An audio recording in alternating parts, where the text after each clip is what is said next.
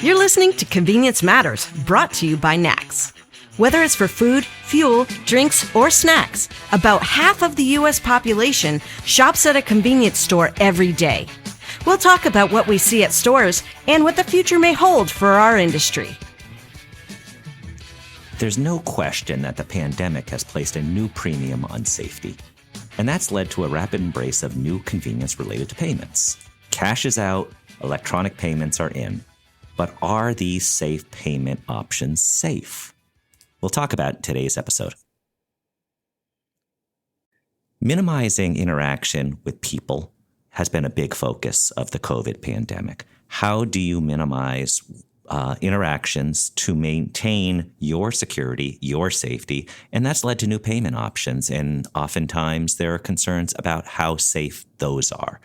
That's what we're going to talk about today. My name is Jeff Lenard with NACS. And I'm Paige Anderson with NACS.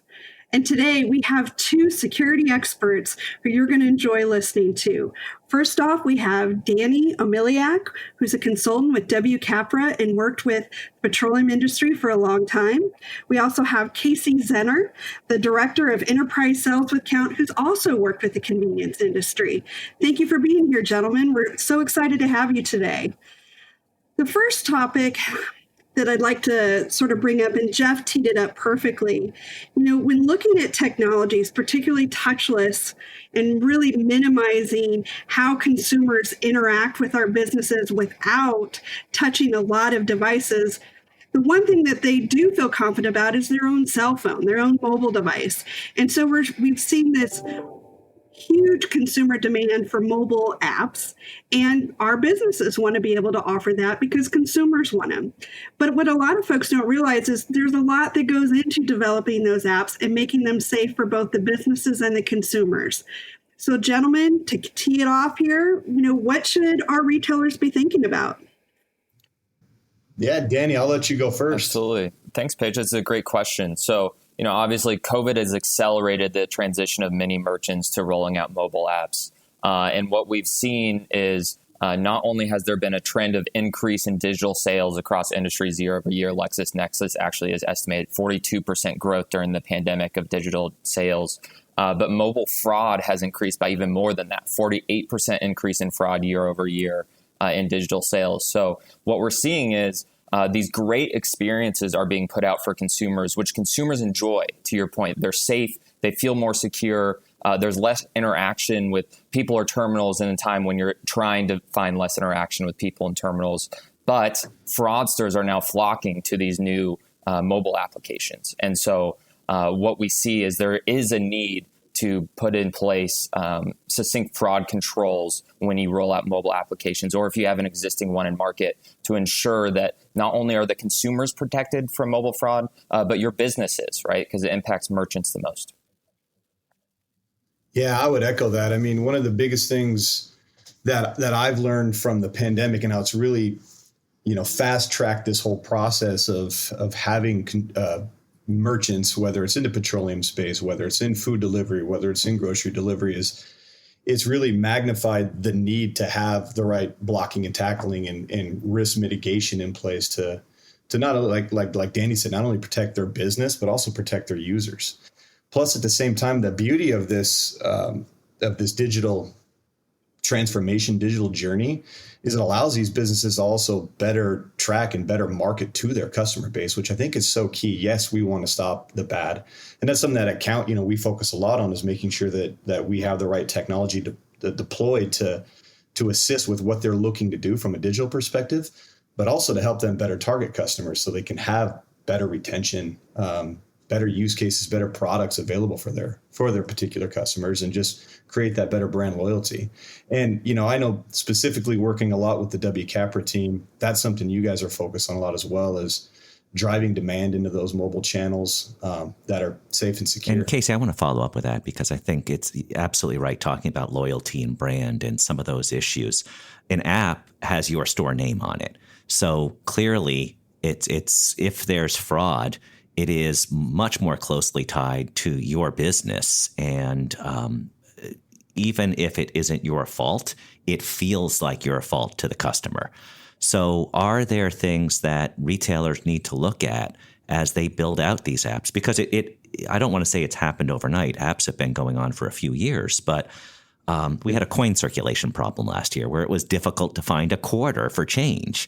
And we saw a dramatic reduction in the use of cash, where at the pump it went from about 24% to about 14% in a 2-month period.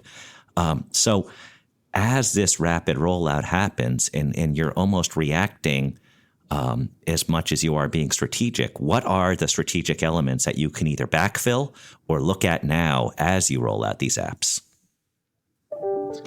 Yeah, some of the things that we like to consult about, and oftentimes when we've talked to folks in the petroleum space, the pandemic required them to move quickly, right? And so when they think about protecting their customer and protecting their brand, oftentimes these individuals think about what questions or what data requirements do I need to require a customer to input when I'm signing up for an account, when I'm storing a piece of payment type or into your wallet. I think the real important thing to keep in mind is you don't need to make this feel like you're getting your taxes done, right? Keep it short and simple. Require things like name, a phone number, an email address. Make it simple up front to get adoption, to get users using the technology. As you continue down that customer experience, that digital customer journey, then you can start to acquire additional information about them. Maybe it's an address that you want to be able to start sending various promotions to. Maybe it is other users within your household that are going to be utilizing the same app or the same loyalty points as they fuel up at the same gas stations as I do. So there's different types of situations where you want to require more data so you can help protect that user, but also so you can better target that user to give them more bespoke product offerings for what you're looking to sell. So Casey, you've made it sound really easy, but obviously it's more complex than that. And there are mistakes that retailers make sometimes when rolling out this new technology and these new services. So can you share some of the mistakes that you've seen retailers make and that we should avoid? Yeah, that's actually a good point. And you mentioned something there that's top of mind, and it's technology, right? A lot of organizations out there that are either deploying fraud and risk mitigation solutions, either through a payment service provider or a gateway, might be heavy rules dependent, which is fine if you're engaged in that and you know how to manage those or you have the staff for it. Oftentimes, whether it be petroleum, whether it be QSRs, anything outside of your traditional retail, they may not have fraud expertise there. So relying on somebody to manufacture rules and policies and change those policies on the fly to keep up with the demand of fraud can be cumbersome. And you mentioned technology, and the biggest thing that I like to educate the consumers on from my end, some of the buyers, is trust technology, trust the machine learning, allow machine learning to do the bulk of the heavy lifting so you don't have to deploy so many resources, whether it be people, whether it be data scientists, to manage the fraud and risk solution. It's pretty turnkey anymore. I can speak specifically account. I know that we deploy 2 types of machine learning and keep a very slim and minimal rule set. And you're going to be really, really well taken care of from that standpoint. So don't overcomplicate it. Don't require more data. And I know that sounds counterproductive to, we're getting ready to turn on this digital channel. We're going to be susceptible to fraud. Fraud platforms are really good at what they do. Trust them, work with them, understand what are some of the unique areas about your business. Things like distance calculations, things like how far away is a device from the usual gas stations where a user logs in. If you see somebody logging in from a device that's unrecognizable to what was created with that account in a state 5 states away, require them to do some sort of authentication, put up some sort of filter and blocking in there to help authenticate this individual, make sure that you're safe and secure from the account creation to when I'm adding payment types to when I see a new device logging into the username and password with this individual application. So again, trust technology. Make sure you have a great team that's going to be able to evaluate data and trends. And I know the guys at Capra and Danny specifically, because we have a lot of joint customers together, do a tremendous job at that. So leverage those resources and really lean on them to help you at least in the very early stages, the first 3 to 6 months. And Danny, that's also the focus, not just with your company, Capra, but also being involved in Conexxus. So what are some of the elements that you can add to that conversation? Yeah, Casey hit on the big one, which is machine learning. That is where the fraud industry, and by fraud industry, I mean preventing fraud, is moving. That is kind of what we see as the catch-all, because it can identify many different types of fraud, right? So it's not just, hey, I'm checking your CVV to make sure that that credential is valid. It can look at, like Casey was saying, your device, your location, your purchase behavior, and it can mesh all of those pieces of data into one to make a good decision about a consumer. And so that's why we do like implementing machine learning algorithms, and we work closely with many clients, and have found a lot of success, especially in the petroleum industry. Some things that we would also consider as kind of critical to fraud management is there's lots of different checks along the way that can be implemented. They're kind of easy, but if you miss one or two, fraudsters will then exploit it. So you do have to consider that you're protecting all aspects of your business. And just to give some examples, right, when you register with a mobile app, whether it's tied to loyalty or not, you're putting in, a name, a phone number, an email. Are you checking to verify that those are valid? Right? That's a huge issue. Fraudsters put in fake emails, fake phone numbers. You need to be able to catch them. Is your device looking to see if it's a computer inputting this information versus a human? All of that technology exists out there, and it's possible, right? Count does a great job of folding those data points in their system so they can be used to make decisions on, hey, should we allow this enrollment? Should we allow this transaction? Is this a good consumer? Is this a new guy? And so we kind of look at fraud as a holistic perspective. There's a lot of pieces you have to put in place to protect yourself across your whole business. Danny brought up a really good point I want to touch on too. We talked about fraudsters being pretty smart, and they absolutely are. I mean, gone are the days of guys hanging out in their parents' basement. These guys are pretty sophisticated criminals. One particular area that merchants need to be mindful of is, you look at, and Danny hit on it, talking about new accounts, right? These guys may create a handful, 5, 6, 10, 50 new accounts. Let them sit dormant for a certain period of time. Maybe that's 6 months. Maybe that's a full year. Come back to those accounts after they got past some pretty basic fraud filters, looking at age of accounts, and then start to add stolen payment credentials to those. So we recommend obviously making sure that you're doing the right blocking and tackling and risk mitigation at the new account creation. But anytime an individual is coming in to update payment types, add a new payment type, it makes a lot of sense to come back out and validate the credentials that individual is putting in should match across that global database that any fraud company is utilizing, because they're tricky and they know what they're doing. So it's good to make sure that you have different flows to check the risk mitigation. So that leads me to, an important point. These fraudsters or criminals, they're super nimble, they're agile, they're sophisticated. They can change at the drop of a hat to any new technology. They communicate with each other. So how do retailers, and I know we hate using the expression pivot, nimble, agile, because that's all we've been doing for, through the pandemic and these last 12 months. But how do you be agile, nimble, and be able to flex your muscles against these fraudsters and adapt so quickly? It sure beats being proactive versus reactive, because when the reactive occurs, you've got some money out the door that you didn't anticipate. But I think it's partnering with either your fraud and risk solution, or it's partnering with great folks at Capra, because it's our job to make sure we're keeping up with trends and we're constantly staying ahead of the fraudsters, whether it's specific use cases, whether it's different opportunities or vulnerabilities, opportunities for fraudsters, vulnerabilities for the business. A lot of people that I talk to in the space, they think they're going to be good with having the risk mitigation at that point of account creation, maybe with some payment types, but they're not thinking about protecting logins, right? They're not thinking about, what do we do if there's like I mentioned before, a brand new device that's logging in with Casey's credentials, 2,000 miles away? How do you handle those? And I think being able to align yourself with an organization that can mitigate risk across that entire customer journey, because fraud just doesn't happen at the payment type. It doesn't just happen at that account creation.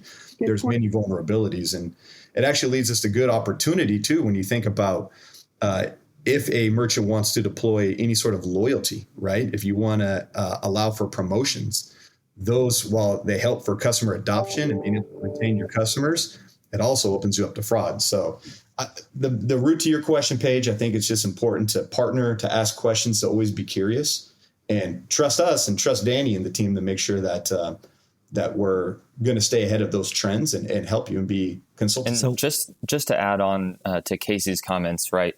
The trends that we see happen in the same industry, but in other parts of the country. And it just kind of moves around. We see it with EMV, and we've been seeing it for a while, right? The side that gets EMV in place, the fraud just shifts across the street or to the location on the other corner of that same block.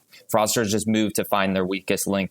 And right now, some trends we're seeing, account takeover, and Casey was harping on this earlier, account takeover and fraudulent accounts are becoming a huge problem. And fraudsters are really smart about how they hide it, whether they're letting accounts stay dormant or whatever for a while. The paper said that 1 in 7 account creations are fraudulent.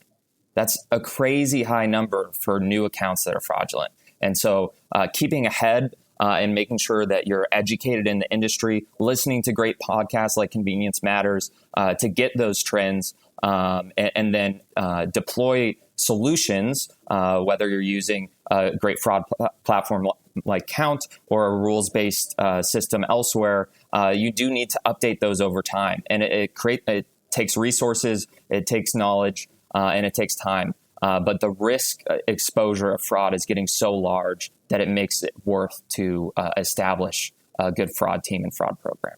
And when we're talking here, we're not trying to scare people. We're not trying to scare consumers and say, hey, don't do this. That what we're not saying is this is not a sweep TV kind of thing, is the danger behind. What we're doing is we're trying to share resources because you guys have talked about these fraudsters. They're not going to go away. All you can do is make your place a unappealing target for them. And there are tools at your disposal that you can use to not end the problem, but minimize the problem at your store. So this is about sharing resources, industry coming together, because let's attack the problem before the problem attacks us. Would that be a fair way to summarize this conversation? Really, when you think about me being, the guy who sells fraud technology, that I'm nervous or scared or apprehensive of adopting digital technologies, that's far from the case. I prefer to pull up to a gas station, select what pump I'm at, apply my loyalty points, get out and go, right?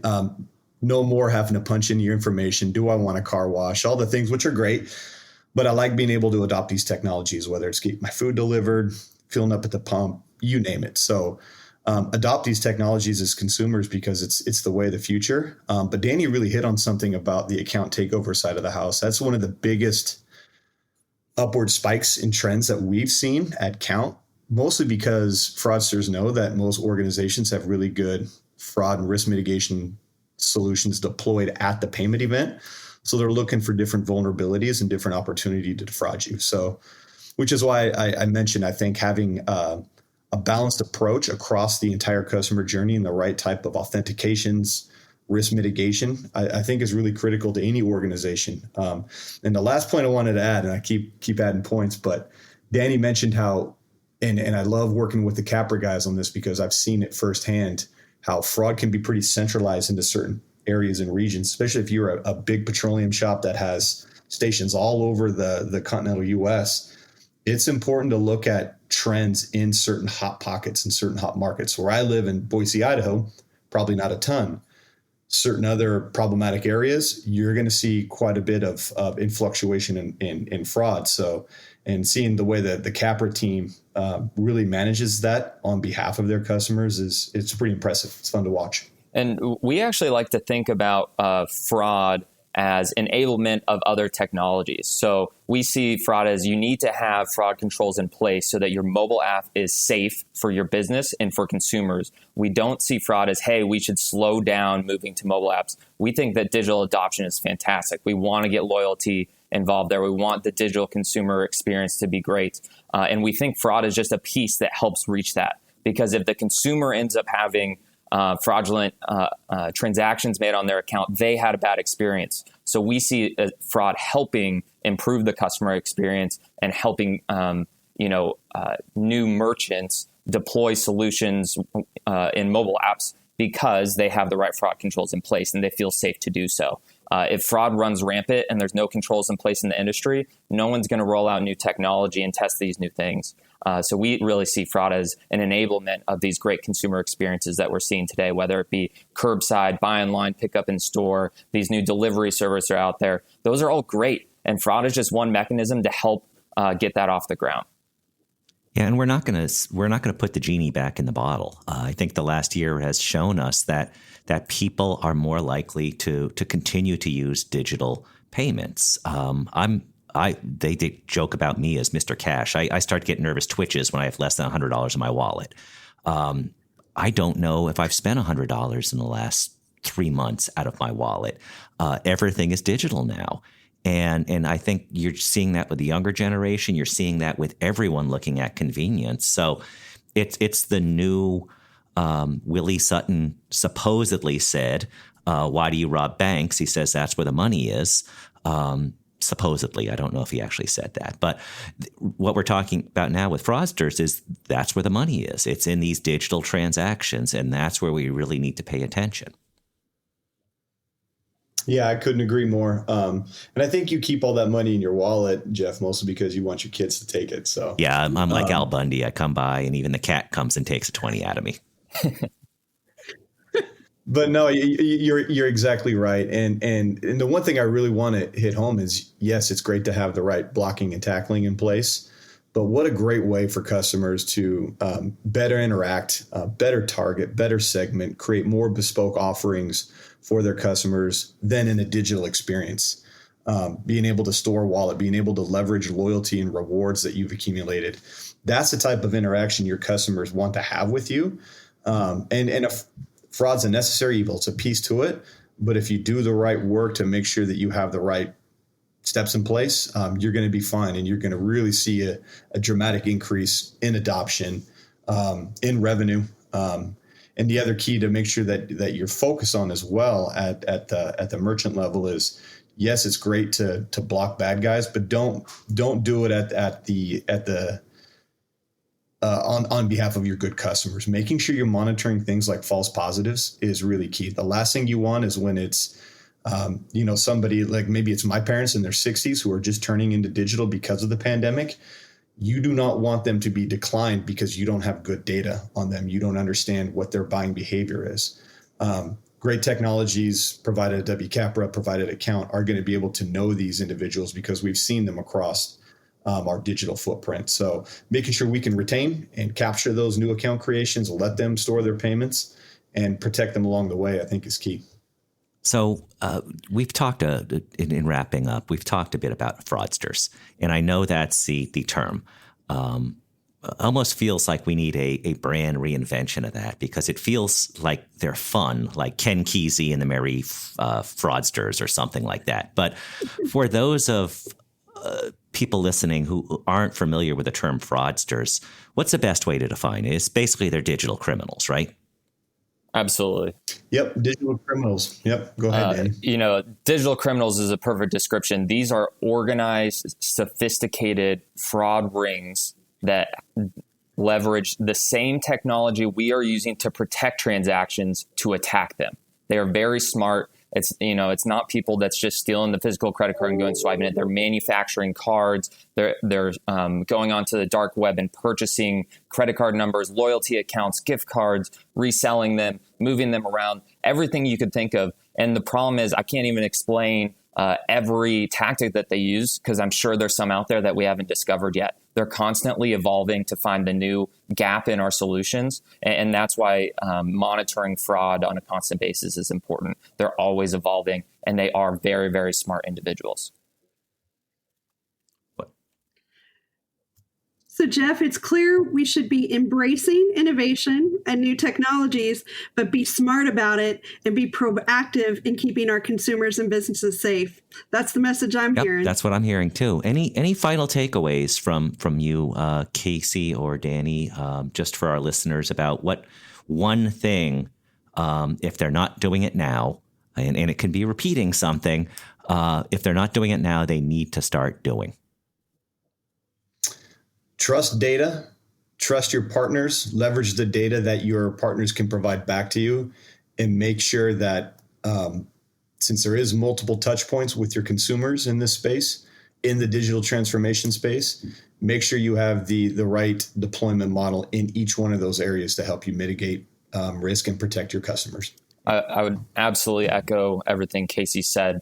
And then what I would add is, my main point is, if you're ever rolling out a new technology, a new platform, or a new way to pay, whatever the case may be, you have to consider what potential fraud gaps exist before you deploy it and not after. Otherwise, you'll pay the price. So it's that planning takes a lot longer than execution. But if you don't plan, if you're able to plan, you can save a whole lot of problems down the road. Well, thank you, Danny and Casey. I know Paige is very active on both the NACS side and on the Conexxus side, working with Danny in particular. But thank you both for joining us today. And I know we'll have more of these conversations because the fraudsters won't go away. We may change our name, but they aren't going to go away. And we need to stay ahead of them. So thank you for joining us today. Thanks for having us. It's a pleasure. And thank you for listening to Convenience Matters. Convenience Matters is brought to you by NACS and produced in partnership with Human Factor. For more information, visit convenience.org.